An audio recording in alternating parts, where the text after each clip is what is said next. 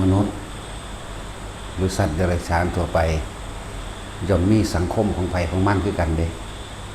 คือมนุษย์เป็นสัตว์สังคมแต่ว่ามีปัญญาความสามารถมากกว่าสัตว์อื่นๆทั่วไปอยู่รวมกันเป็นเผ่าพันธุ์เดียวกันแต่ละประเทศมีวัฒนธรรมมีประเพณีบ่ต่างกันมีความเสื่อมีความเห็นแต่ละท้องถิ่นบ่ต่างกันมนุษย์อยู่ร่วมกันอาศัยโลกใบเดียวกันมีโลกใบเดียวกันเป็นที่จะต้องรักษาไว้ให้มันอายุยืนยาวแต่ว่ามันก็บ่เป็นจังซั่นเพราะว่ามนุษย์มีความโลภในถึงขั้นว่าสามารถทำลายโลกได้เลยต่างจากสัตว์เดรัจฉานก็แค่หากินสัตว์เดรัจฉานนี่กินกับกามอิ่มเสพกามแล้วก็สืบพันธุ์ทำลูกตายส่วนคนมนุษย์กินกามเกียรติแล้วก็อำนาจอยู่ร่วมกันแต่ละประเทศมันก็แยกเป็นประเทศไปแยกย่อยมาจากประเทศแยกย่อยมาเป็นจังหวัดอำเภอตำบลหมู่บ้านจึงบอกว่ามนุษย์เป็นสัตว์สังคมในหมู่บ้านก็อยู่รวมกันนั่นแหละรวมกันเหมือนกับสมัครสมานสามัคคีแต่แท้ที่จริงแล้วบ่แม่นเล่งค่อยรังแกข่มเหงเอาเปรียบซึ่งกันและกันตลอดนั่นแหละย่นเข้ามานะครับในหน่วยงานต่างๆทำงานรวมกันในบริษัทเดียวกันทำงานรวมกันในเครือข่ายหรือในสถานที่เดียวกันเฮ็ดเป็นคือหักกันเด้เนาะเห็นกันสวัสดีค่ะยิ้มแย้มแจ่มใสกอดกันแต่ว่าในใจทิ่มแท่งกันค่อยถ้าเอาเปรียบกันเบิ่งใบหน้ายิ้มให้กอดกันได้แต่เวลากอดกันปั๊บอีกผู้หนึ่งสิถือมีดไว้ค่อยแท่งข้างหลังค่อยทำลายกันนั่นสั่น คนที่ซื่อสัตย์คนที่ทุ่มเทคนที่ให้ใจตายใจแล้วคนที่อิจฉาริษยากลับกลายว่ามองผู้นั้นว่าเป็นเหยื่อเหมือนกับเหยื่อต้องอยู่ใต้อำนาจเฮาต้องทำตามที่เฮาบงการ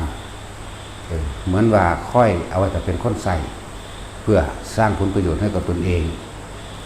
ในวัดเฮาก็มีเด้ถึงจะเรียกโตนก็อย่างเนาะในวัดเฮานี่แหละเฮาเว้าออกจากวัดเฮานี่แหละเผลอบ่ได้กระดาษครูบาอาจารย์ก็ยังเว้าพื้นเนาะแม่นบ่ล่ะ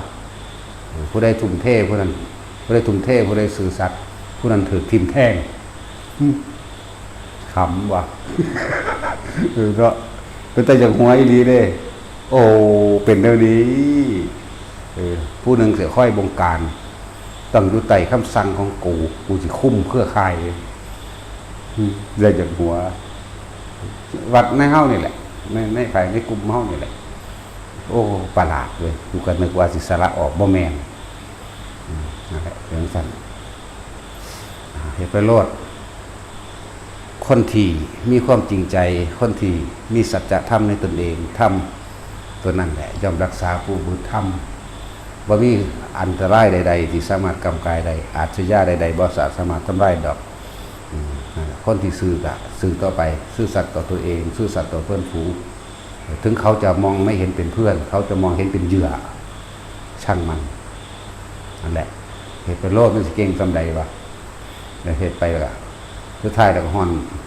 ห้นใหม่เจ้าของเองดอกคนที่ผู้ใจย่างคนที่พยายามที่ทำลายกันนั่นแหละวิชากันแล้วก็หาเรื่องใส่กันเป็นสั่นเขาบังฉากหน้ายิ้มแย้มช้ำใสโอ้ยคิดถึงกอดกันแบบนั้นแบบนี้แต่ว่ามีดทิพย์เรียกว่ามีดทิพย์กอดกันมีดทิพย์ทิ่มเสียบหลังกันผู้ใดบ่อยู่ในคอนโทรลที่ถือเว้าเอาเปรียบคือที่พื้นบ่เพิ่นแล้วก็สิ ใส่ลายเรื่องบ่มีก็เฮ็ดให้มันมีเนาะจังซั่นเด้เรื่องบ่มีก็บอกมันมีค่อยใส่ผู้อื่นเป็นเครื่องมือก็มีนะเป็นเครื่องมือเพื่อให้ตัวเองเด่นนั่นแหละทำร้ายกันได้อีหลีเด้บ่ธรรมดาเด้แนวนี้แต่ว่าจงคนที่บ่มีเสียแสงแกงมันยาทำไปเถอะให้เสื้อใจสัจธรรมที่ตัวเองมีเสื้อใจในสิ่งที่เฮาให้ไปเว้าเรื่องในวัดเฮานี่แหละบ่ได้เว้าเรื่องอันอื่นบัดจังสิค่อยขยายออกจากพวกกลุ่มของพวกเฮาเองจังซั่นล่ะเหมือนกันตอนที่บ่ทันมีประเทศสามัคคีกันคือหยังนี่เนาะตอนที่บ่ทันมีประเทศนี่สามัคคีกันลบล่าฆ่าฟันซอยกันจนเกิดจนตั้งประเทศได้แล้วพอมีแต่ประเทศได้อยู่ดีกินดีแล้วคมเหงรังแกเอาเปรียบกันเองได้บัดนี้เป็นน้ำกูเป็นได้แต่ว่ามีกูเฮ็ดบ่ได้หรอกมาบ่ได้ปานนี้หรอกไปได้บัดนี้นั่นแหละบ่ต่างกันดอกนะเหมือนกันต่างกันอิจฉาริษยาคนนั้นจังสั่นคนนี้จังซี่เด้นั่นแหละเป็นแบบนั้นแต่คนที่ทำแล้วทิ้งทำแล้วปล่อยทำแล้ววางบ่มีปัญหาผู้ใดถือเอาก็ถือมันยึดอยู่หั่นนะคือประเทศเฮาถ้าอยู่ดีกินดีแล้วสักกันเองเนาะเรื่องวัดเฮาก็คือกันอยู่ดีกินดีแล้วสักกันเองก็รู้สึกไปดีๆอ่านว่าจะของเก่งว่าของเด่นว่าจะของดีว่าจะของมีความสามารถนั่นซั่นแหละยกตนบัดนี้ก็ค่อยแบ่งพรรคแบ่งพวกก็บัดนี้แต่ผู้ใดบ่เห็นด้วยเนาะแต่ผู้ใดบ่เห็นด้วยอีนี่บ่ดีแล้วเด้แต่ผู้ใดบ่เห็นด้วยจังซั่นเด้นั่นเป็นเรื่องของคนเป็นแบบนั้นแต่ผู้ใดบ่เห็นด้วยก็แสดงว่าเขาสิตัดสินแล้วว่าบ่ดีจังซั่นนั่นแหละแต่พระเฮาเด้อจะเป็นคือคนมันมีผัวมันมีเมียมันมีความอิจฉาริษยาอยู่แล้วมันสิเป็นละผีแหม่มันหยังแต่ว่าพระเฮาจะเป็นเฮาละเฮาตัดออกแล้วจากความมีผัวมีเมียเฮาตัดออกแล้วจากลูกเต้าเล่าหลานเฮาตัดออกจากทรัพย์สมบัติแล้วออกจากบ้านออกจากเรือนเป็นผู้มีตัวเป่าแล้วนะเฮาอยู่นำกันโดยพระวินัย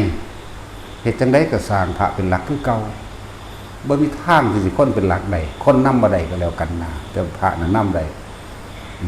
คือคนรู้ท่านก็อาศัยพระอาศัยหมู่ภิกษุสงฆ์แล้วสืบมาอยู่ซื่อๆที่สร้างเราเองยาถาสัพพิเราเองเอาแม่ผู้ใดสิไปหาสูงนั่นบ่ล่ะอันนี้เป็นเครื่องเตือนสติหมู่ภิกษุสงฆ์เฮาถ้าพระบ่เสียสละละไผสิเสียวะบ่มีค่าจ้างบ่มีรางวัลนะบ่มีเด้บ่มียศถาบรรดาศักดิ์เด้บ่มีได้10ตรี10เอกอีหยังเด้บ่ได้มีในพลในพันเด้มีแต่พระอันนั้นพระอันนี้หลวงพ่อนั่นหลวงพ่อนี่หลวงปู่หลวงตานั่นนี่นะบ่ได้แข่งแย่งแข่งชิงความดีความเด่นนะบ่ได้ว่าเด่นบ่ได้ว่ากว่าไผบ่ได้เก่ง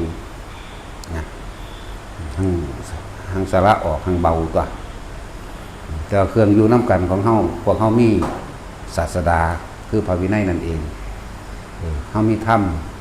หมายถึงความจริงที่พวกเฮาต้องยอมรับหมายถึงความจริงที่พวกเฮาจะต้องปล่อยกับมัน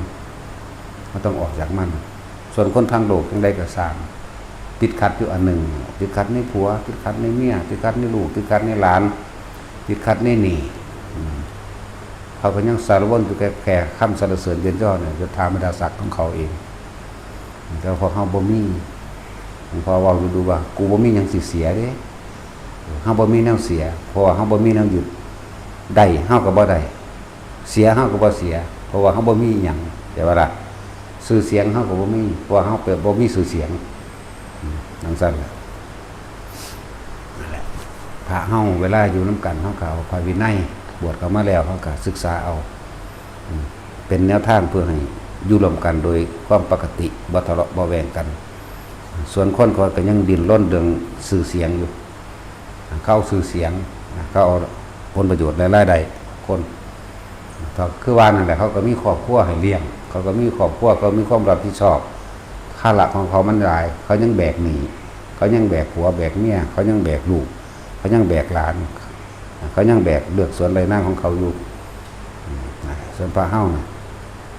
เป็นผู้สละแล้วออกจากเรือนเด้อบ่ให้มีบ่มียศธรรมดาศักดิ์บ่มีคำยกย่องสรรเสริญเยินยอใดๆทั้งสิ้นถ้าพระบ่เสียสละแล้วบ่มีผู้ใดสิเสียสละเด้พระนี่แปลว่าผู้เสียสละคักๆเด้พระแปลว่าผู้เสียสละผู้มีกำลังอันกล้าในความเสียสละนั่นเองเฮาเฮ็ดไปพวกเขาเป็นอิสระอยู่แล้วนะเข้าไปทั้งใดกับบ่มีห่วงหรือแต่เครื่องทดสอบใจตัวเองว่าสิตื่นเต้นว่าสิตกใจว่าสิมีอารมณ์พอใจอะไรบ่พอใจอยู่ส่วนคนมันก็แค่นั้นแหละสั้นแหละเฮานั้นให้ความสมัครสมานสามัคคีเฮาเป็นเชือกเส้นที่หนึ่งเกี่ยวที่หนึ่งอันเดียวกันก็คือพระวินัยเรียกว่าศีลความสมัครสมานสามัคคีแห่งใจตนเองให้มันตั้งมั่นสัมปมูภะเฮาแล้วคือสมาธิจิตตั้งมั่นไม่หวั่นไหวเชือกเดียวที่สามคือปัญญาความรู้แจ้งจริงตามความจริงของสรรพสิ่งทั้งหลายทั้งปวงสิ่งใดเกิดขึ้นสิ่งนั้นก็ต้องแตกดับสิ่งใดสิ่งหนึ่งเกิดขึ้นเป็นธรรมดาสิ่งนั้นย่อมแตกดับเป็นธรรมดาเฮาเอาเสือกสามเกลียวนี่หมุนเขาเป็นเสือกสีเส้นใหญ่เป็นข่าวใหญ่นั่นแหละแต่เดินไปตามมั่นนั่นแหละศีลสมาธิและปัญญา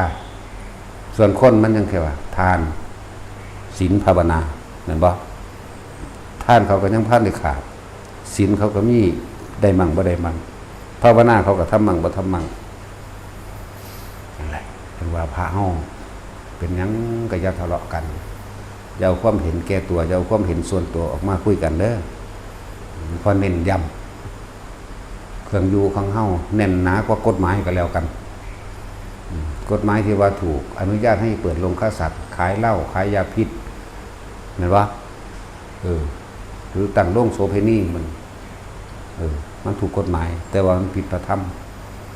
เป็นผิดทางแห่งเป็นสักขานุขาเป็นเครื่องกั้นมรรคผลนิพพานเองเขาจะเอาเฉพาะนี่เลยศีลของหมู่พระคือในความคิดเห็นนะหรือในคือว่าไม่มีความคิดที่จะเบียดเบียนทำร้ายให้ผู้ใดผู้หนึ่งเสียชีวิตและทรัพย์สินทั้งคนและสัตว์ทั้งคนทั้งสัตว์เดรัจฉานทั้งมนุษย์และอมนุษย์กันเดียวกันแต่ว่าสองศัพท์เป็นอย่างสั้นฉะนั้นพระต้องเป็นผู้นำคนเป็นผู้นำบ่ได้แต่คนเป็นผู้นำวัดนั้นแตกห่างหลายๆอย่างเห็นบ่คนนั้นสิมาเป็นผู้นำพระบ่แตกสิคือบ้านๆเอานั่นบ่มอมอันนี้บ่มอมเหมือนกับว่าเขาเป็นแค่เครื่องมือหากินเขาเป็นแค่เครื่องมือให้เกิดชื่อเสียงเขาส่วนมากคนที่บ่รู้จักธรรมะจริงๆนั่นน่ะอันนั้นก็เฮ็ดอันนี้ก็เฮ็ดอันนี้ก็เฮาจัดแต่งเบิดอันนี้เฮาก็เป็นผู้บอกผู้สอนเอาเด้แล้วก็เมียไปแล้วก็กลับบ้านไปจมด่าลูกเมียอยู่บ้านพร้อมเนาะพวกผู้หญิงก็คือกันไปจมด่าผัวอยู่บ้านแต่ว่ามาฮอดเรื่องอยู่ในบ้านเจ้าของก็จัดการควบคุมผัวและลูกและหลานเนาะแต่เรื่องในวัดก็มาควบคุมพร้อมเด้นั่นแหละความเคยชินของเขาอย่างสั่นคืออยากเก่งกว่าบอกอยากเก่งกว่าพระก็ว่าง่ายแล้วมองได้ที่คนคุ้มวัดบางหันว่าอาจสามารถจะเดินต่อไปได้ฉะนั้นพระของเฮาจะต้องมั่นคงกับพระวินัยพระวินัยนี่เป็นเครื่องปกป้องคุ้มครองภิกษุนักบวชจะต้องรักษาพระวินัยนั่นเองเมื่อพระวินัยมันมั่นคงอยู่แล้วศีลจิตมันตั้งมั่นมันก็เป็นสมาธิของมันเองแล้วมันก็จะเห็นไปโดยปัญญาของมันเองเห็นตามความเป็นจริงว่าสิ่งทั้งหลายทั้งปวงมีความเกิดมีความดับความแตกดับเป็นธรรมดาจึงบอกว่าพระเฮ้าให้เป็นหลักนะอย่าคอยตามคนอะไรพ่อด่าก็ด่าไปโลดได้พ่อไล่หนีก็ไล่หนีไปโลดเอาเห็นจังได้กับสารเฮ้าต้องเอาห้องพ้นได้เขาไม่ได้พ้นเพราะว่าผู้อื่นเด้อ เขาบ่ได้ไปพ้นเพราะว่าผู้มีศรัทธากับเฮาไม่ได้พ้นเพราะว่าผู้ไม่มีศรัทธากับเราคนที่จะศรัทธาหรือไม่ศรัทธาก็ช่างเขาบ่ได้เอามรรคผลนิพพานในเฮาได้เข้าใจบ่ล่ะนั่นแหละคำว่ามรรคแปลว่าหนทางคือศีลนั่นแหละเข้าใจบ่ล่ะก็คือศีลนั่นแหละคือสัมมาทิฏฐินั่นแหละสัมมาทิฏฐิสัมมาสังกัปโปวัจจะกัมโตอาชีโววายโมสติและสมาธิถ้ามีความเห็นถูกต้องตามความเป็นจริงแล้วมันก็เดินง่ายมันก็เป็นตัวปัญญาคือกันนั่นแหละมรรคแปดใช่ป่ะล่ะเห็นตามความจริงแล้วเฮาจึงบ่คล้อยตามคนนะคนมันก็เอาตั้งใจมันนั่นแหละเพราะว่ามันมีผัวมีเมียอยู่มันมีลูกมีนั่นมีนี่มีสินอยู่มันอย่างเงียบๆมันบ่พระจึงพยายามที่สิอยู่ในพระวินัยเฮานะศาสดาดาแปลว่าอัตตาสัจจะแปลว่าความรู้ของบุคคลผู้เดินก่อนเรื่องภาษาศาสดาดาแปลว่าอัตตาเด้ศาสตร์แปลว่าความรู้นั่นแหละใช่ป่ะล่ะบุคคลผู้มีความรู้บุคคลผู้ควรเอาอย่างเรียกเข้ามาศาสดาย่างของเพิ่นก็บอกแบบทางเอาไว้ก็คือศีลเมื่อศีลดีแล้วตั้งมั่นดีแล้วสมาธิบ่หวั่นไหวกับโลกธรรมจิตมันตั้งมั่นปัญญาคือเห็นทุกสรรพสิ่งทั้งหลายทั้งปวงมีความเกิดขึ้นเป็นธรรมดาเคลื่อนที่เคลื่อนไหวเปลี่ยนแปลงและเสื่อมสลายแตกดับเป็นธรรมดาแต่เฮาเข้าใจขอความนี้สัพเพธัมมานารังอภินิเวสายะสิ่งทั้งหลายทั้งปวงมีความเกิดขึ้นเป็นธรรมดามีความแตกดับเสื่อมสลายเป็นธรรมดาอันบุคคลทั้งหลายไม่ควรเข้าไปยึดมั่นถือมั่นบุคคลผู้ใดยึดถือมั่นถือมั่นกับสิ่งใดบุคคลผู้นั้นย่อมเป็นทุกข์จมอยู่กับสิ่งนั้นนั่นแหละว่าพระเฮาเป็นผู้นำจะตามคนเด้คนมันสิมีรู้ความรู้เพียงใดก็สร้างมันละบ่ได้คือเก่าความรู้แก่ความจำซื่อๆได้เหมือนครูสอนวิชาต่างๆได้พ้นแต่นี่ให้เกียรติมากเราได้ว่าเหมือนคนที่มีความรู้เป็นครูสอนวิชาต่างๆแต่ก็บ่ได้สำเร็จในทุกวิชาเป็นแค่นำมาสอนนำมาบอกทางเพื่อได้คะแนนซื่อๆเด้ก็บ่ได้แตกชั้นคือว่าครูนี่สอนคณิตวิทย์ก็บ่ได้แตกชั้นในคณิตวิทย์บ่ได้มีผลงานอย่างในคณิตวิทย์แต่จดจำมาได้ซื่อๆนั่นแหละนั่นครูสอนภาษาไทยก็บ่ได้เป็นผู้ประดิษฐ์อักษรภาษาไทยหรอกแค่จำมาเห็นบ่ครูสอนภาษานั้นภาษานี้ก็ช่างเถอะนั่นแหละแต่ว่าทั้งเบิดมันบ่ให้ผู้ใดพ้นทุกข์ได้หรอกคนที่พ้นทุกข์ได้ด้วยตัวเองเห็นบ่ล่ะคือว่างว่ามองมันสุดแล้วว่างความคิดนึงได้ว่างความเห็นนึงเด้จักว่าบ่มีความเห็นบ่สงสัยใดๆว่างความคิดว่างความเห็นนึงเด้บ่สรุปว่าผิดว่าถูกว่าดีว่าเลวบ่สรุปหยังเลยเด้อีหยังก็สร้างนี่บ่สรุปใดทั้งสิ้นอันนี้ถูกบ่ก็บ่สรุปอันนี้ผิดบ่ก็บ่สรุป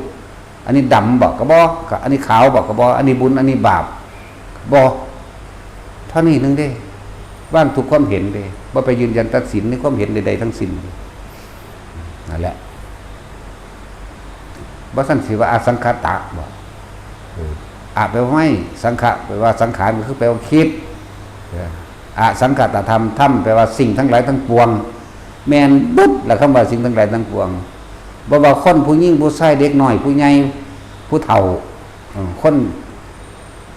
พิการต้นไม้ภูเขาดินฟ้าสายน้ำนั่นแหละสิ่งทั้งหลายทั้งปวงเรียกว่าอสังขตธรรมไม่คิดปรุงแต่งในสิ่งทั้งหลายทั้งปวงทั้งเบิดนั่นแหละบ่คิดทำมันคิดปรุงแต่งก็ต้องสรุปว่าผิดว่าถูกว่าดีว่าร้ายเนาะแต่นึกซึ้งลึงอยู่นี่แล้วบ่คิดหยังว่าฮู้อยู่เห็นอยู่กูบ่ได้สรุปให้แต่หังเว้าไปนำซื่อๆแม่นบ่ล่ะเพราะว่าอารมณ์น่ะโกหกตัวเองไม่ได้เลยเด้อคำว่าอารมณ์ในความรู้สึกของคนความรู้สึกนี่โกหกคนอื่นได้แต่โกหกตัวเองไม่ได้แม่นเจ้าสิว่างสีหน้ายิ้มแย้มแจ่มใสเพียงใดก็สร้างแต่ความรู้สึกของเจ้ายังอิจฉาริษยายังอยากได้ยังมีอารมณ์พอใจและไม่พอใจเกิดขึ้นอยู่ เห็นบ่ล่ะเว้าเข้าไปเว้าเรื่องละสังโยชน์10เว้าเข้าไปในการพิจารณาซึ่งปฏิจจสมุปปนธรรมเว้าเข้าไปเว้าคล่องแตกฉานในการเว้าแต่ความจริงยังมีอารมณ์พอใจและไม่พอใจในรูปในรสในกลิ่นในเสียงอยู่เป็นไปบ่ได้นะว่าเฮาเน้นย้ำพระเฮาจะต้องเป็นหลักไผเว้าหยังขึ้นก็สั่งทำแลวินัยนั่นแหละจะเป็นศาสดาแทนเราตถาคตถ้ามันผิดเพี้ยนออกจากความจริงคำว่าธรรมก็เลยบ่จังไปค่อยอย่าไปเฮ็ดน้ำเขาวินัยเป็นเครื่อง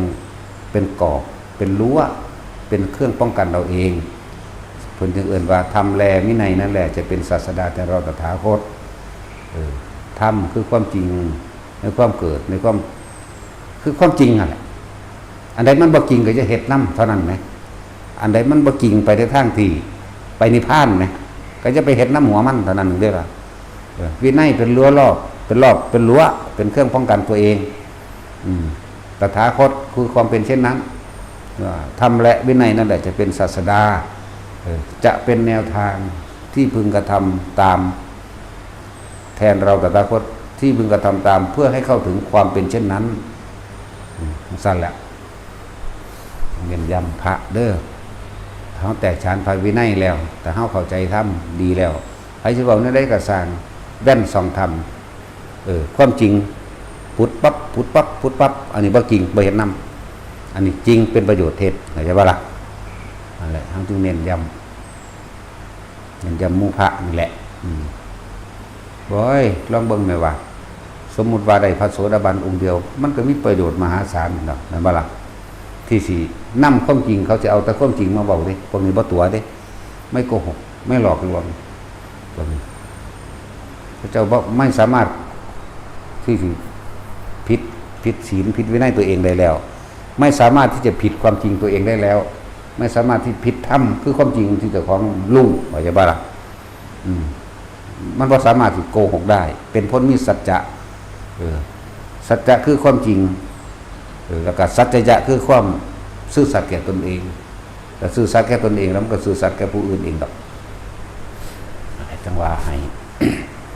พวกเฮานั่นพระเฮามีโอกาสแล้วเฮ็ดเอาเต็มที่คนมาบ่มากก็สร้างดอกนั่นเฮาอยู่ผู้เดียวเฮาก็กินใบไม้ใบไหลไปเฮาก็แล้วเฮาก็รอดมาอยู่เด้ล่ะเนาะบ่ซั่นบ่สิว่าบ่บ่ดื้อเงินไผเด้นะแล้วแต่หีแม่มึงเด้เงินซื้อกูบ่ได้ทองซื้อกูบ่ได้เนาะเป็นซั่นล่ะนั่นแหละหลายอย่างนะบ่แม่นมานั่งเว้าเอาซื่อๆโดยบ่ฮู้จักหยังเนาะมันถิ่มเบิดเลยเด้นะมันฮู้มันเว้าไปซื่อๆเด้จักว่าล่ะแล้วแม่นคือว่านั่นแหละความรู้หมื่นแสน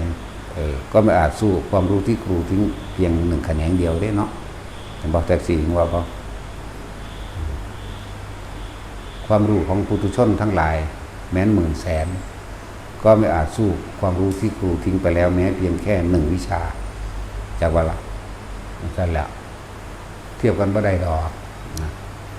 พวกนึงเกิดมาเพราะความไม่รู้อีกคนหนึ่งเกิดมาเพราะรู้มันคนละอย่างกันเด้เนาะนั่นแหละเกิดมาเพราะไม่รู้บ่ฮู้ว่าความปรารถนาแห่งความสุขบ่ฮู้ว่ายึดกับสิ่งใดได้สิ่งใดแต่ว่าเจ้าของสิเป็นทุกข์บ่ฮู้ว่ามันเป็นทุกข์แต่ก็เลยเข้าใจว่าเจ้าของเป็นสุขนั่นเองเรื่องว่าเกิดมาเพราะความไม่รู้แสวงหาความสุขไม่มีวันหยุดวันหย่อนแสวงหาความสุขแต่ไม่รู้เลยว่าความทุกข์รออยู่ข้างหน้าและติดตามมาตลอดการทุกเมื่อดุจดังเงานะบ่รู้นั่นแหละว่าเกิดมาเพราะความไม่รู้แต่ว่าผู้นึงเกิดมาเพราะความรู้เลยรู้แต่ก็สินำความรู้ตามความจริงมาสกัดสกัดมาแจกแจงเพิ่นก็ได้แต่เป็นผู้แนะนำ1ได้บาทนี่เนาะจังซั่นแล้วแนะนำอันนั้นเด้อนี่เด้อแล้วส่วนมากคนเฮาถ้าบ่ประสบพบเหตุกับตัวเองนะมันก็บ่เข้าใจหรอกเหมือนกับสิ่งที่เพิ่นแสดงออกไปเนี่ยเหมือนกับเพิ่นเว้าล่วงหน้าไว้อย่างซี่แม่เนาะแต่ของเพิ่นบ่เชื่อจึงบอกว่า หลายๆคนคิดได้เมื่อภายหลังคือฮะว่าจะไปนะอดเอานะจาก10 กว่ามื้อหนึ่งจะศึกนะขนาดบอกแล้วนี่ศึกไปหยังมันสิป่วยศึกไปหยังมันสิเป็นอันเส้นเลือดในสมองตีแตกฝอยแตกไปหยังบืนอย่างเดียวกูไปว่าล่ะขนาดชัดเจนขนาดนั้นเด้แต่ว่ากับพยายามโทษว่าบ่บอกหุยมันบ่ธรรมดาเด้ความไม่รู้ความหลงแบบทั้งหลงทั้งไม่รู้นั่นแหละปนกันในอันเดียวกันนั่นแหละขนาดบอกแจ้งแซ่บกว่านี้แล้วครั้งที่1ห้ามครั้งที่2ห้ามเนาะครั้งที่3มึงลองเบิ่งเด้อแม่นอีหลีนะบ่ล่ะจังซั่นแหละคนหนึ่งทำไปเพราะความไม่รู้คนหนึ่งทำไปเพราะรู้คนละอย่างกันอยู่ดินั่นแหละในบัดนี้สำหรับพระเฮาต้องเป็นผู้นำการกระทำอย่างต่างๆเฮาก็เป็นตัวอย่างให้เขาแหละแต่ว่าก็บ่ได้แปลว่าให้เขามาเคารพนับถือเด้เฮาแสดงธรรมก็บ่ได้การแต่งตัวการคล้องผ้าสวยงามหรือบ่งามก็สร้างหรือการแสดงธรรมไม่ได้ทำเพื่อ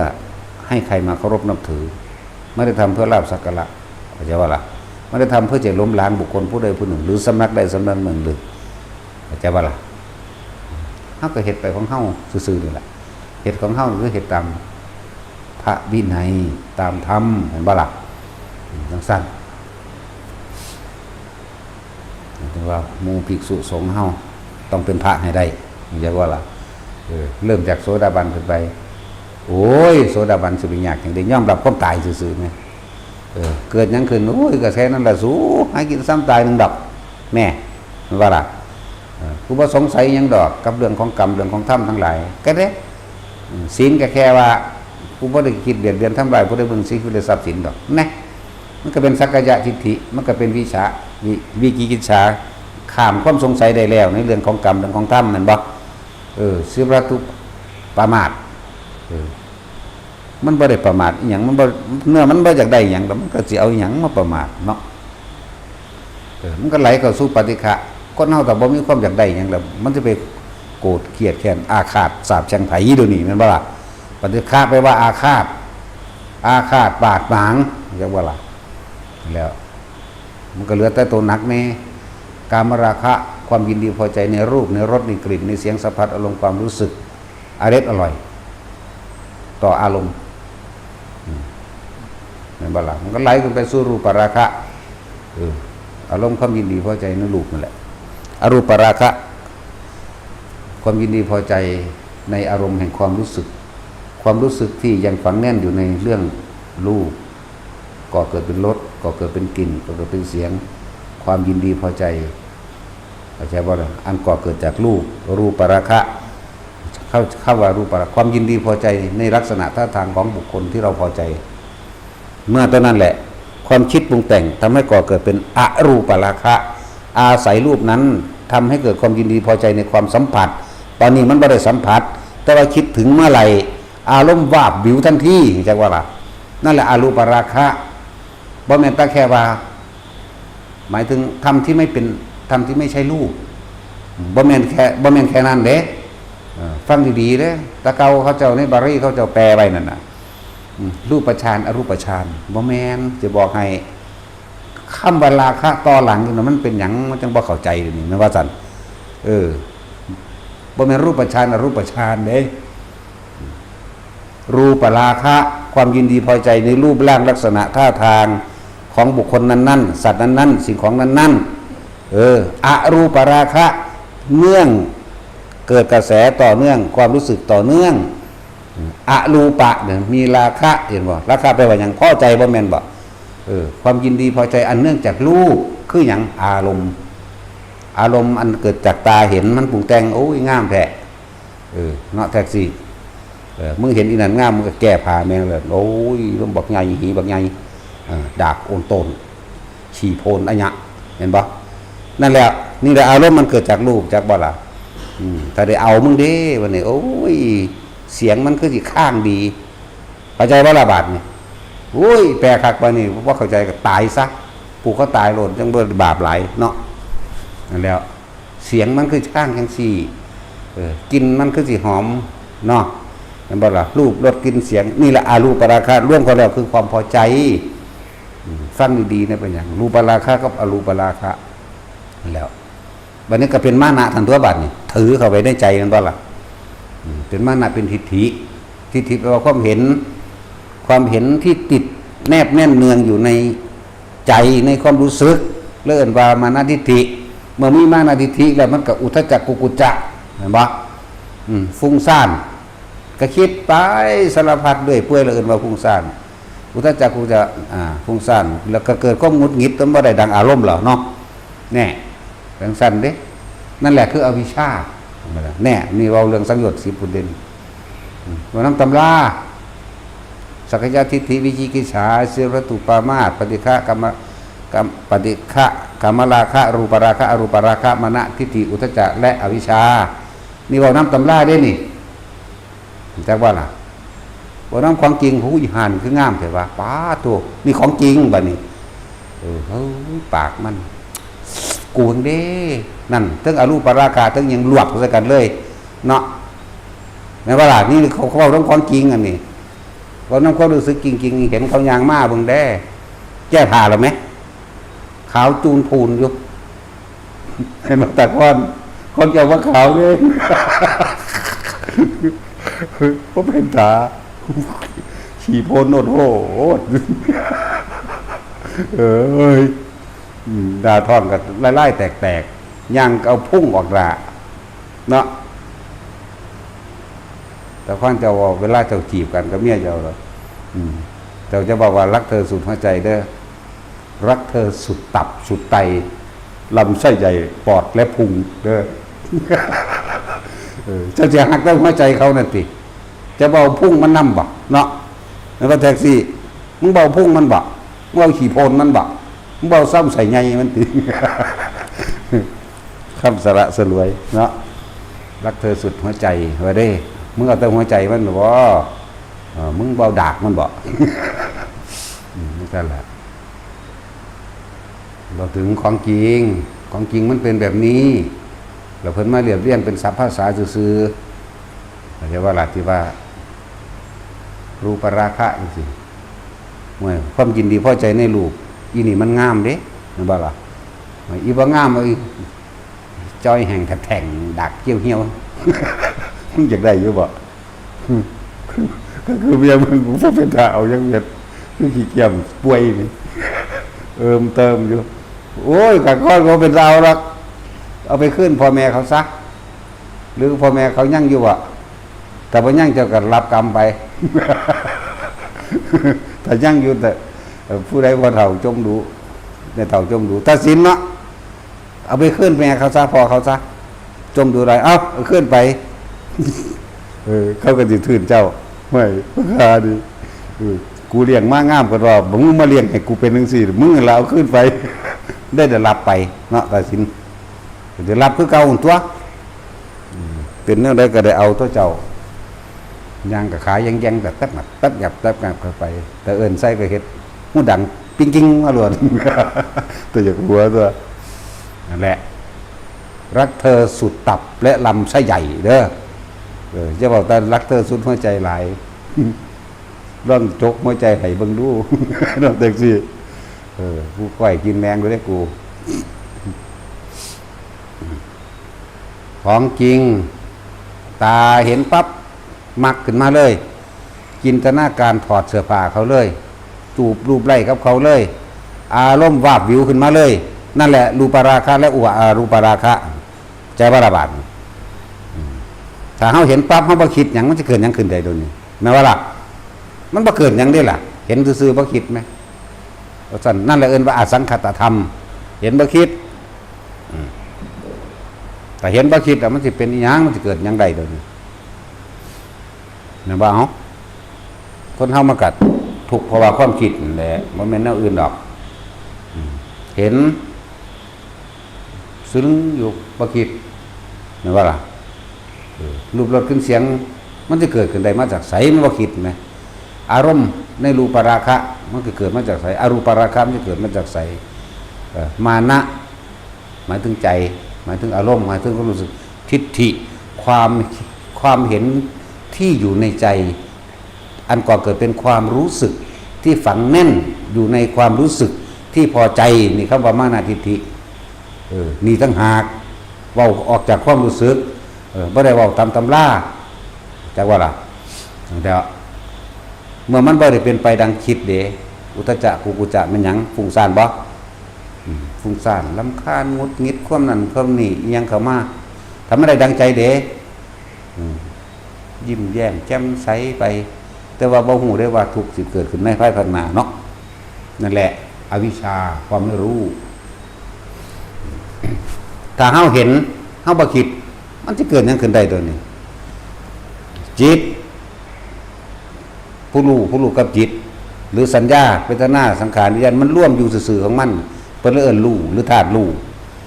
เจหมายถึงเจตนาคิดรู้ต้องอาศัยรูปทั้งหมดจิตคิดปรุงแต่งในรูปลักษณะท่าทางของบุคคลสัตว์เสียงรูปมันบ่รูปจังซี่เนี่ยมันก็เป็นรูปรสกลิ่นเสียงสัมผัสอารมณ์ความรู้สึกพบเกิดเห็นบ่วันนี้จิตเมื่อไม่คิดบ่มีเจตนาแล้วเวทนาย่อมเกิดขึ้นมาได้เรียกว่าสัญญาเวทยิตะนิโรธจบที่ตรงนี้แต่ว่าวิธีฝึกเอาลมหายใจฝึกเอามีหูดังวัตถุคนอยู่นี่นะวะสติก็มีทุกคนแต่ว่าผู้ใดสิสั่งสมสติเป็นทางใดสติแปลว่าระลึกนึกถึงสินึกถึงในทางใดสินึกถึงลมหายใจอยู่บ่หรือสินึกถึงผู้อื่นเนาะนั่นแหละวิธีหยุดคิดมันมีอยู่ไหมเจ้าความคิดหยุดความคิดมันหยุดบ่ได้เด้มึงเศร้าคิดกับมันคิดว่ามึงเศร้าคิดนั่นแหละนั่นว่าล่ะศูนย์ซ้ำตัวแต่ว่านี่เพิ่นมีกุศโลบายของเพิ่นเฮาเชื่อปัญญาความรอบรู้แตกฉานของพระศาสดาเฮาถึงเฮ็ดน้ำเพิ่นเชื่อพระศาสดาจึงกลับมาอยู่ที่ลมหายใจเมื่ออยู่กับลมหายใจสติเฮาระลึกนึกถึงลมหายใจเข้าออกสัมผัสอยู่ในกายเพิ่นจึงเอิ้นว่าลมหายใจนี่แหละคือกายในกายอันหนึ่งรู้สึกอยู่ในโพรงจมูกเย็นเข้าเย็นออกเย็นออกเย็นเข้าออกอยู่เพราะสำนั้นเมื่อมันเป็นความตั้งมั่นอยู่แล้วมันบ่คิดนึกปรุงแต่งไปทางอื่นแล้วอาการปิติก็เกิดอาการปิติเกิดปราโมทย์เกิดจากว่าปีติปราโมทย์ได้เกิดขึ้นแล้วก็เป็นสุขที่จิตตั้งมั่นอยู่ในอารมณ์ที่เป็นหนึ่งเรียกว่าเอกคตาคตาคืออารมณ์เอกแปลว่าหนึ่งอารมณ์ที่เป็นหนึ่งอย่างว่าหลังจากประคองไปไว้ต่อมาลมหายใจมันก็หายไปคำว่าหายไปคือมันบ่คิดถึงลมแต่ว่ามันอยู่กับสิ่งหนึ่งที่เกิดความอิ่มแช่มชื่นเบิกบานปราโมทย์ชาภคุโรแห่งปราโมทะมีความอิ่มเบิกบานเลื่อนมาชั้นที่สองปัสสัทธิหมายถึงผ่อนคลายออกบ่มีเรื่องใดเข้ามาปะปนเพราะว่าบ่คิดไหมบ่มีความ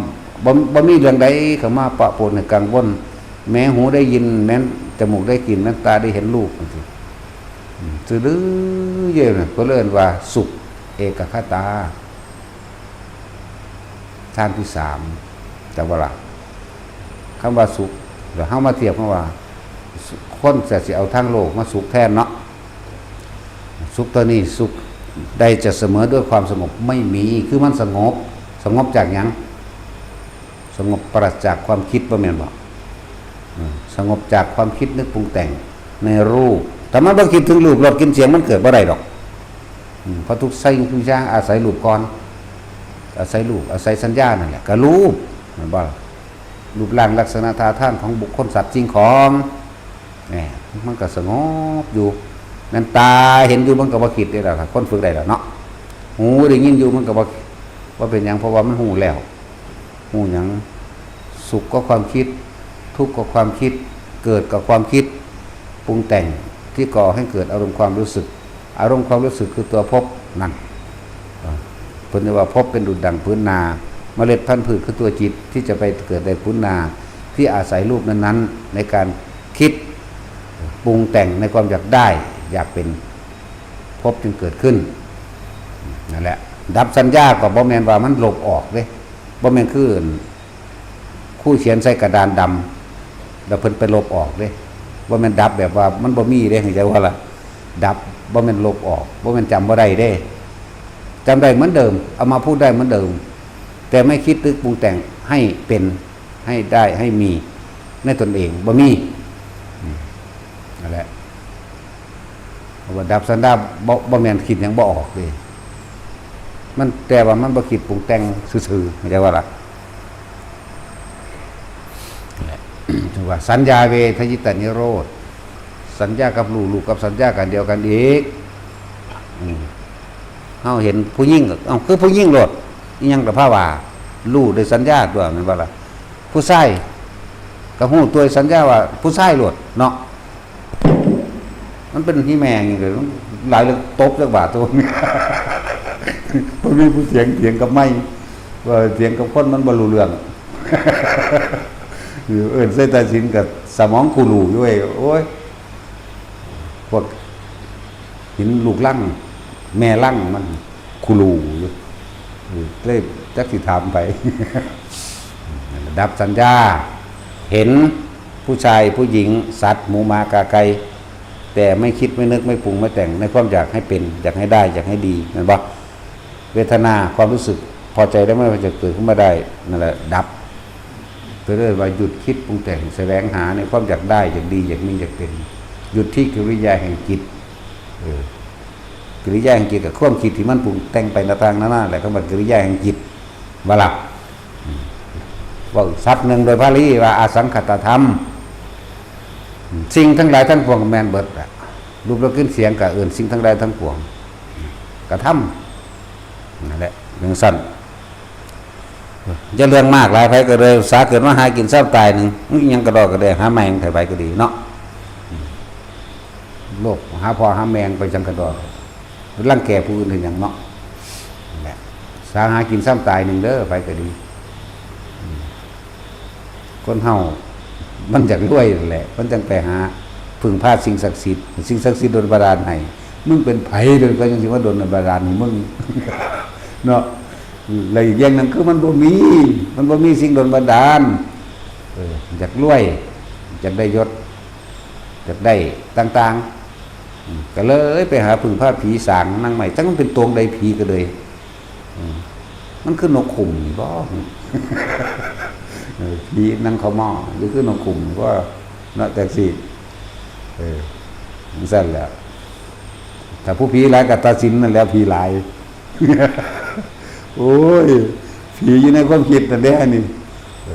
ยังสั้นไปบางใดก็ไปเห็นว่ามันมีผีเด้ธรรมดาอยู่เพราะว่าผีอยู่หันผีอยู่นี่เบิ่งกูสิไปบ่มีแต่คนคือกันนี่แหละพอเห็นผีชักเกลือเนาะแต่สินเห็นคนคือกันนี่แหละคือสั้นแล้วนอนหยอกกันเฉยอยู่แล้วทั้งสั้นแล้วแต่เขาบ่คิดนึกว่าเขาเป็นเข้าใจว่าเขาเป็นผีบ่ก็บ่มีผีบ่สั่น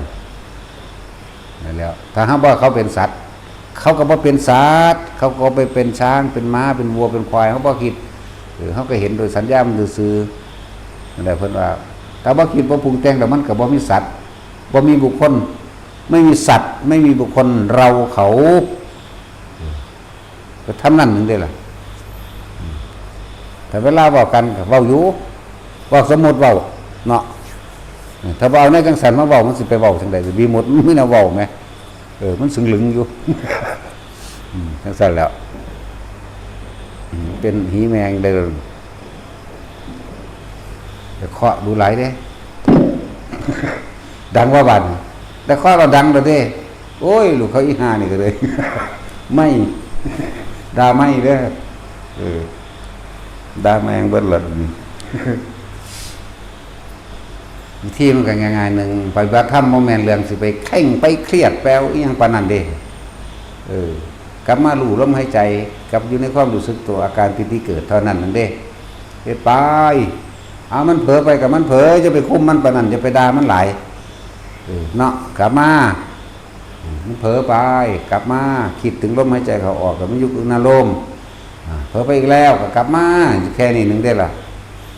จะไปเคร่งเครียดหลายจะไปคุ้มจะไปกลุ่มหลายยังก็เลยคำว่ามัชฌิมาเนี่ยจะเห็นให้ตัวเองลำบากขนาดนั้นเห็นว่าอยากได้ขนาดนั้นคำว่ากามสุขาริการนิโยคแปลว่าอยากได้แห้งเข้าใจป่ะนี่อยากได้ดังอารมณ์ที่ตัวเองพอใจอย่างรุนแรงเด้กามสุขาริการนิโยคแล้วยังเกิดอัตตกิรมัฏฐานโยคทำกายให้ตัวเองลำบากถึงป่วยก็ได้นะบ่มาแล้วเฮ็ดไปเฮ็ดมาหรือป่วยกับป่วยทั้งกินพร้อมเด้มีผลิตไปพร้อมก็ยังมีเด้นั่นแหละมันไหลตามความคิดมันบ่อยู่กับลมมันบ่อยู่กับความรู้สึกโตว่าถ้าอีหยังเข้ามาสู้นแน่โหหูจักสู้นเนาะบัดเนาะสู้นคือสะกิดแปลให้พร้อมสู้นคือมาสะกิดหรือมาทำให้เห็นเรียกว่าซูนหรือคัมมิ่งซูนนั่นสั้นแล้วเราน้ำยากเลยนะพวกผมมีการศึกษาเนาะแต่สินให้เขาได้แปลอะไรอีกแหละจะไปถือซีเรียสอันนั้นมีหลายพวกถือซีเรียสแบบมึงสิว่างได้ที่แมงบอกแต่มึงอันพระยังว่าบ่มวนเนาะแสดงว่ามึงติดว่าบ่มวนพระองค์นั้นบ่มวนแสดงว่ามึงติดผู้บ่มวนคือกันถือบ่เหมือนกันอาจารย์องค์นั้นดีอาจารย์องค์นี้ไม่ดีเนาะมึงไปให้ค่าเขามึงเป็นผู้แบกหรือว่าล่ะอาจารย์องค์นั้นดีผู้ตรงถูกต้ององค์นี้ไม่ดีแบกทั้งคู่เด่นเมื่อได้สิ่งใดสิ่งหนึ่งเมื่อเอาสิ่งใดสิ่งหนึ่งสิ่งนั้นก็เกิดขึ้นเป็นธรรมดาคือเก่าเพราะสิ่งนี้มีสิ่งนี้จริงมีหรือสิว่าอิมัสสมิงสติอีทังโหติบ่รู้เรื่องเด้นี่เนาะบ่ได้อ่านหนังสือไผฟังเด้บ่คิดซื่อๆมันสิมีหยังเกิดขึ้นได้เดี๋ยวนี้เนาะบ่หาแต่วันนี้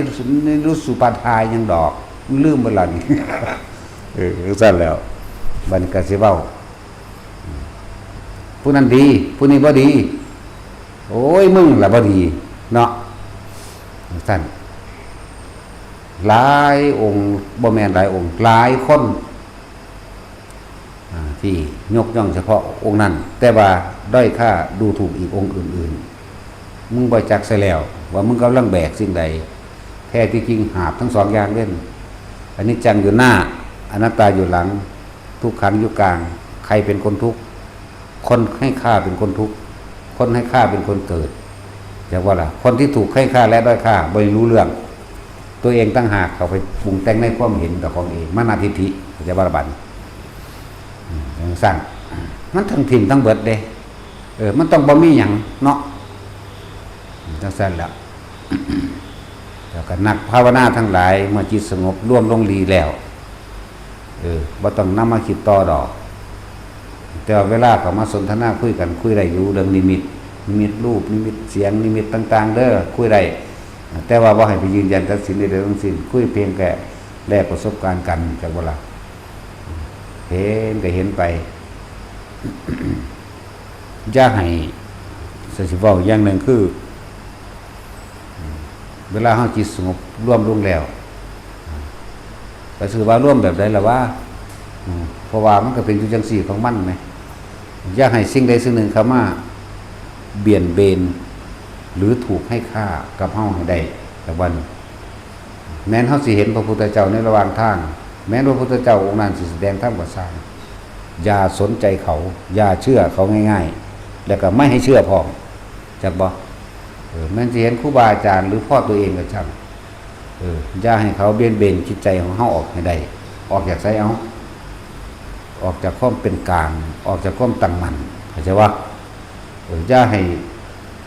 สิ่งนั้นมาเบี่ยงเบนเฮาเข้าใจว่าล่ะเบี่ยงเบนเฮาคิดไปนำแล้วเฮาเชื่อแล้วต้องบ่เชื่อต้องบ่ลงความเห็นจริงหรือบ่จริงขนาดนั้นเด้อเห็นจริงอยู่ก็แค่ว่าเล่าให้กันฟังเนาะบางองค์เพิ่นไปภาวนาก็เพิ่นก็เห็นพระผู้เฒ่า มาแนะนำให้ไปทั้งนั้นทั้งนี้เด้อถ้าจะอวยไปถามซักไปถามจังน้อยเนี่ยหายหรอก็บ่ต้องไปคิดว่าเพิ่นเป็นไผสลัดถิ่นทันทีได้บ่ล่ะเพิ่นเป็นไผมาจากไสเป็นผู้วิเศษบ่หรือเป็นหยังก็สร้างบ่ต้องให้เป็นแม้พระพุทธเจ้าสิลงมาแสดงธรรมก็ตามก็บ่ต้องให้เป็นพระพุทธเจ้าได้บ่ล่ะให้เห็นซื่อๆให้ยินซื่อๆเด้นี่แหละทุกคนมันเป็นอย่างมันพากันติดหลายๆเด้แนวจังซี่เนาะแต่ก็จริงๆจังๆเลยล่ะบ่เป็นของจริงเลยล่ะเวลาเห็นพระพุทธเจ้าเนี่ยมันปราบปลื้มปิติปราโมทย์ก็ให้รู้สึกโตอยู่พี่มันสิปลื้มขึ้นมาปิติขึ้นมาปราโมทย์ขึ้นมาน้ำตาไหลขึ้นมาก็ให้มันรู้อยู่ในโตพี่เด้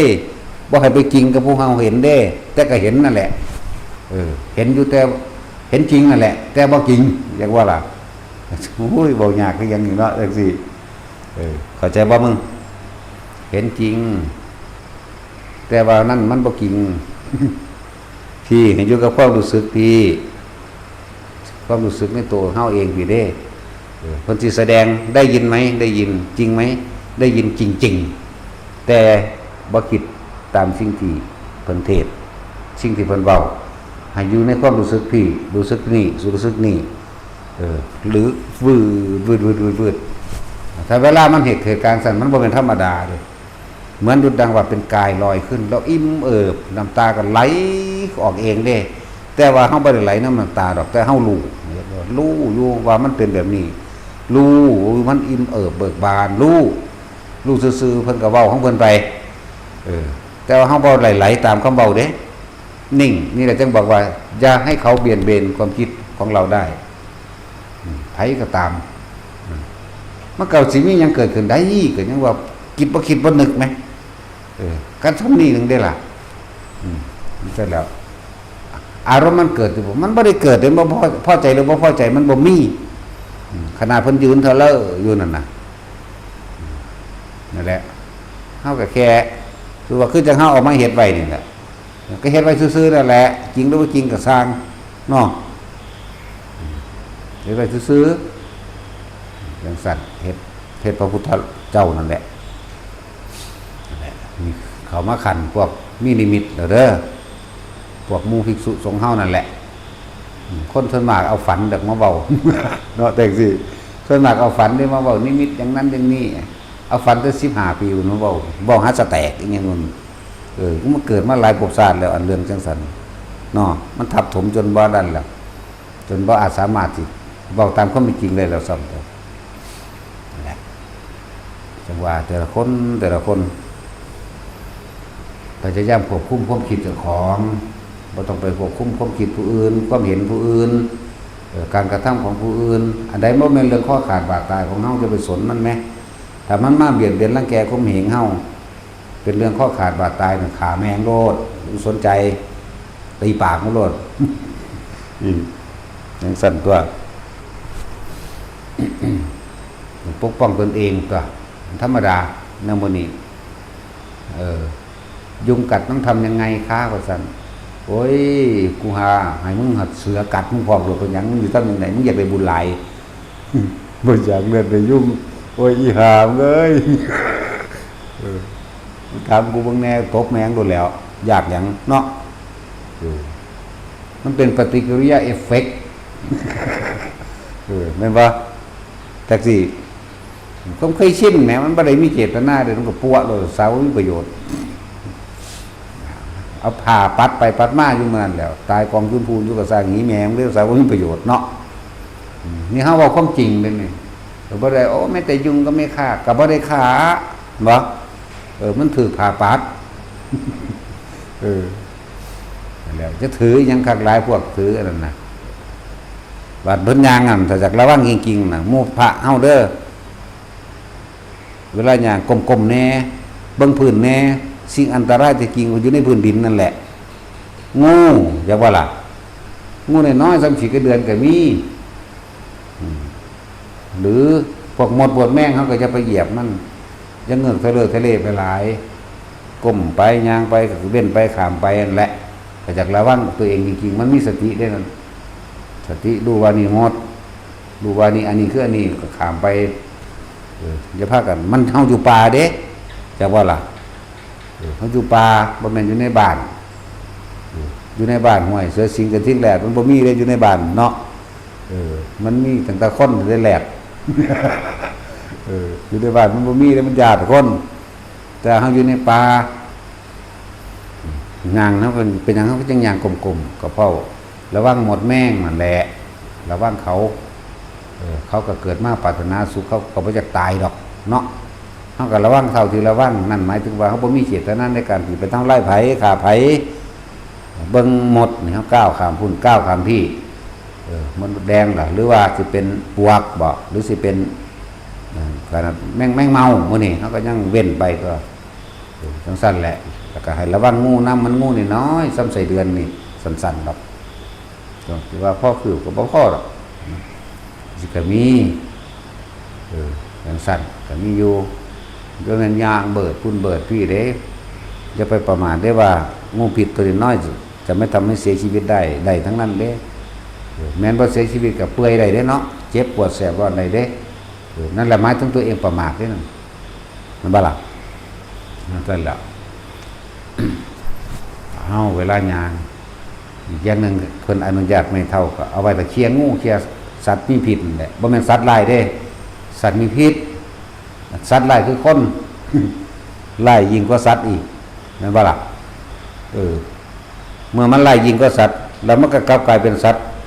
เพื่อจะเป็นสัตว์ร้ายเนาะเวียนไปเวียนมาอยู่นี่แล้วตามบุญตามกรรมที่กระทำไว้เปลี่ยนภพเปลี่ยนศาสตร์เปลี่ยนรูปเปลี่ยนนามตามที่ตัวเองเฮ็ดไว้เนาะได้มาเป็นคนพอแห้งแล้วเว้ยอย่าเสียศาสตร์คนไหมเป็นคนเลยจะไปเป็นศาสตร์หมาเด้เนาะไม่ว่าสิพวกอิจฉาริษยาพวกเฮาว่าแต่ศาสตร์หมาไม่ว่าสั่งศาสตร์หมาเด้ดัน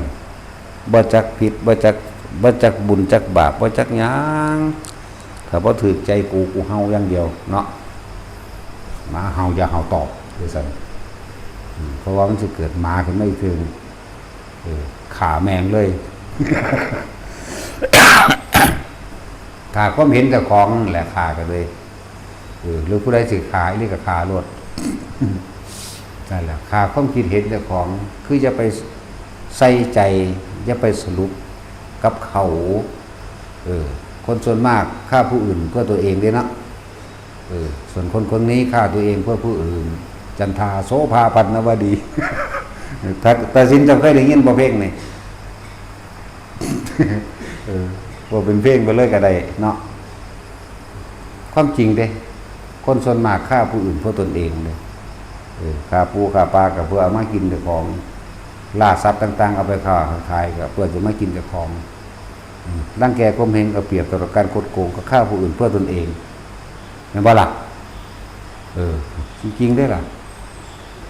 นั่นแล้วส่วนคนจะฆ่าตัวเองเพื่อผู้อื่นหายากฆ่าความเห็นแต่ของนั่นแหละนี่ก็สละความคิดสละความเห็นสละ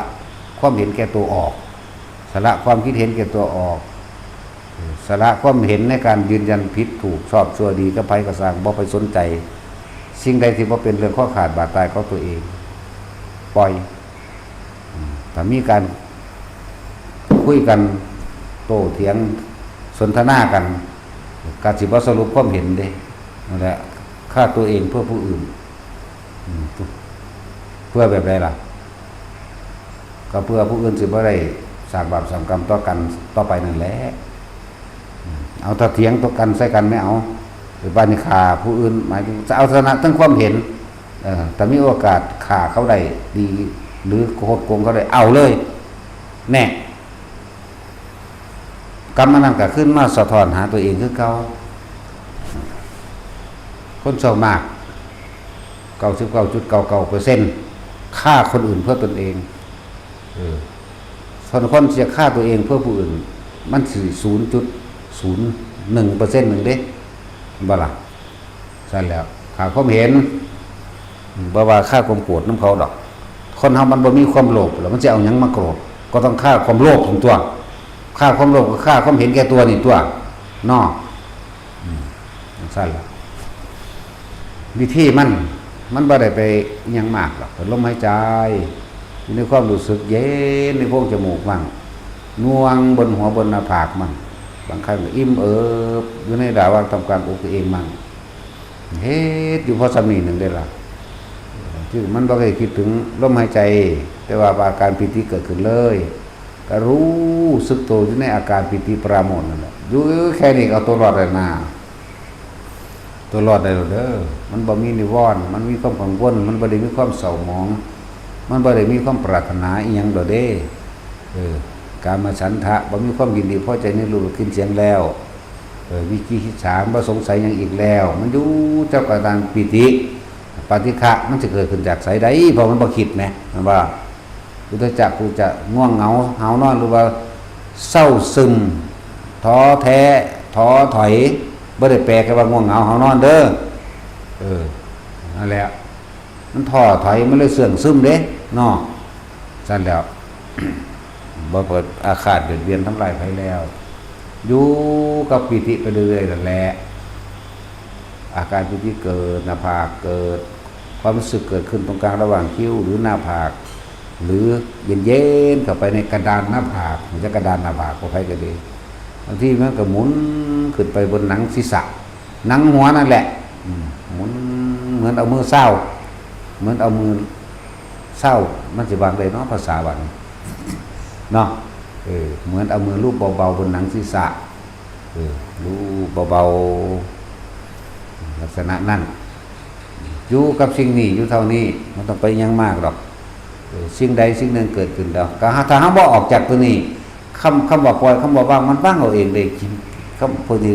เป็นว่าจิตมันสิเป็นเองดอกจงทำเหตุให้ดีที่สุดเถิดนะส่วนผลมันจะเป็นเองดอกก็เรียกว่าจิตมันจะเป็นเองดอกมันจะหูเองดอกแต่ถ้าต้องสร้างเหตุถ้าต้องอยู่ในทางถ้าต้องอยู่ในมรรคก็ว่าอยู่จังสี่แหละมันจะเป็นไปเองจึงบอกว่าไม่ต้องไปหายคาสิ่งใดสักแต่ว่าเห็นมันเป็นแค่คำเบาเด้ตัวกิ่งมันที่เขาเห็นปั๊บนี่ว่าคิดอย่างเลยนั่นแหละสักแต่ว่าเห็นสักแต่ว่าได้ยินเด้เขาสิเบาเรื่องได้กระสร้างเสียงยังกระตามสัญญามันก็บอกหรอกถ้ามันเสียงนกก็ดีเห็นปะถ้ามันเสียงหมาสัญญามันก็บอกเองหรอกแน่แต่เขาคุยกันเรื่องต่างๆนั่นมันก็รู้น้ำเขาเบิดนั่นแหละนั่นว่าสัตว์แล้วรูปรสกลิ่นเสียง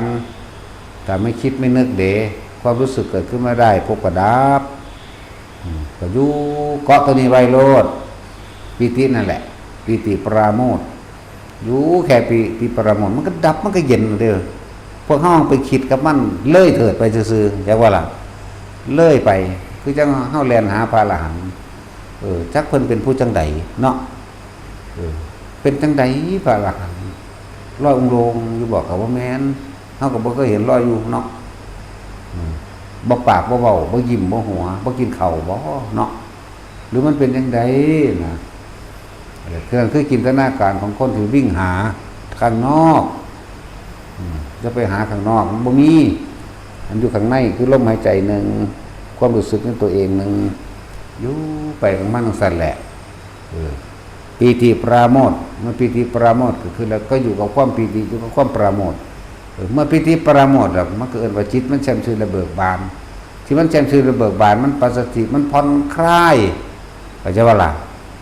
มันปัสสัทธิมันผ่อนคลายมันผ่อนคลายจังแล้วมันบ่คิดบ่นึกอีหยังก็เลยเอิ้นว่าสมาธิมันตั้งมั่น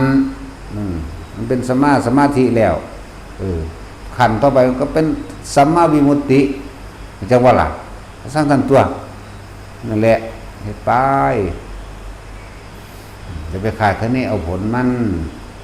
ขาดคะเนเอาลำบากแน่เดือดร้อนแน่ขาดคะเนเอาผลแล้วตัวเองก็เดินสมว่าขยันเรื่องเดินจงกรมขยันเรื่องทำสมาธินั่งเพียรอยู่สั่นเอาไปมาแล้วสิให้ค่าเจ้าของนี่ว่าเจ้าของบรรลุนั่นบรรลุนี่มันจะไปทางสึกหลายแล้วเด้เห็นว่าล่ะอรหันต์เกิดขึ้นว้าวสั่นแม่งบัดนี้อังใดเนาะกูนี่รอดบ่เนาะบ่รอดอีหลีจังซั่นแหละอรหันต์ยิงก็เตะเพิ่นถีบผู้นี้จะบ่เห็นมันโอ้ยสิเฮารับรองไหนหยัง ก็ยังว่าบ่รับรองอีหยังให้ไผจะเป็นถ้าอาจารย์อนุญาตให้ผู้ขาสอนหมู่ซั่นแม่มึงบัด สอนจังได๋เนาะบัดนี้ก็โอ้ยข้อยก็สอนอยู่ข้อยก็เฮ็ดประโยชน์เพื่อโลกอยู่ว่าถ้าเจ้าเฮ็ดแบบนี้แหละจังสิเป็นหลายดอกซั่นเอาไปมาเรื่อยไปสิสัญญาหาซั่นแหละความอยากเป็นแต่มันนั่นแหละความอยากเป็นถ้าอยากเป็นเลยมันสิรู้สึกคมหมู่ได้เด้ไอ้ความบ่เป็นหยังเลยนี่มันดีกว่าอีกบ่ต้องเป็นหยังดอกก็ยังว่าพระอรหันต์จังเป็นได้เฮาก็บ่รู้จักคือกันเนาะเพราะว่าเฮาบ่เคยเป็นเฮาเลยบ่รู้จักซั่นก็อันใดที่เป็นประโยชน์ต่อโลกต่อคนต่อสัตว์ต่อนั้นก็เฮ็ดไปเถอะนะเขาเอาต้นไม้ให้ปลูกเขาเอาเงินมาให้สร้างสร้างซอยหรือยังก็แล้วแต่เฮ็ดไปเถอะอย่าเก็บไว้เดี๋ยวมันหนักว่าล่ะโอ้มันหนักเด้ธรรมดาเด้อย่าไปเก็บเด้คือได้ก็ดีสะออกมาใส่ออกขวามาขวาออกซ้ายเนาะคนไหนเก็บไว้คนนั้นเป็นโทษจากบ่ล่ะมาใส่ออกขวามาขวาออกซ้ายอย่าเก็บไว้เด้หนักอกหนักใจเด้มันว่าสั่นมันสั่นแหละเฮ็ดไปซ้ำตายปลูกต้นไม้มันก็มีประโยชน์ทั้งคนและสัตว์ตลอดทั้งมนุษย์และอมนุษย์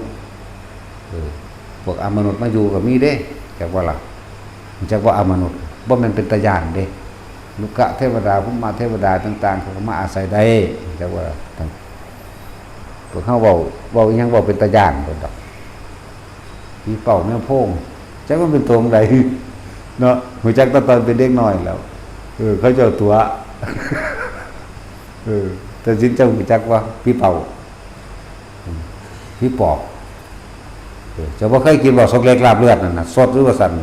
นั่นแหละพี่ปอบพี่เป่าพวกกินดิบค่อยนี่ทั้งเป่าทั้งปอบคักบาดนี้